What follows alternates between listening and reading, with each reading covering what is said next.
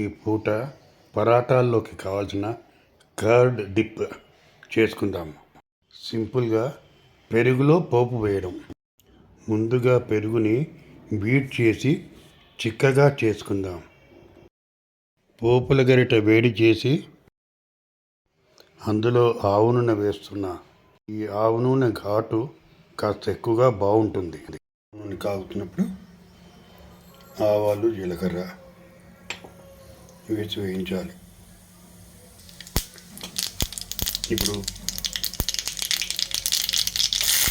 ఉల్లిపాయ ముక్కలు, క్యారెట్, పచ్చిమిరపకాయలు తరిగింది,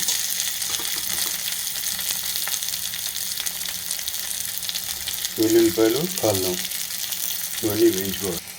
అవి వేగుతుండగానే ఒక 2-3 కూర వేయాలి. ఇప్పుడు ధనియాల పొడి, జీలకర్ర పొడి కలపాలి. బాగా కొద్దిగా కారం వేసి కలపాలి. చివరిలో ఎండిన మెంతాకు వేసుకుని కలిపి పెరుగులో వేయాలి. ఇప్పుడు ఇందులో జాగ్రత్తగా వేసుకోవాలి.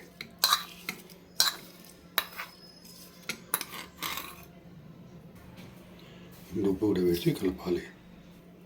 ఇలా పరాటాలోకి వేసి కర్డ్ డిప్ రెడీ అయింది. దయచేసి నివేదన చేసి ఇద్దాం. Thank you for watching.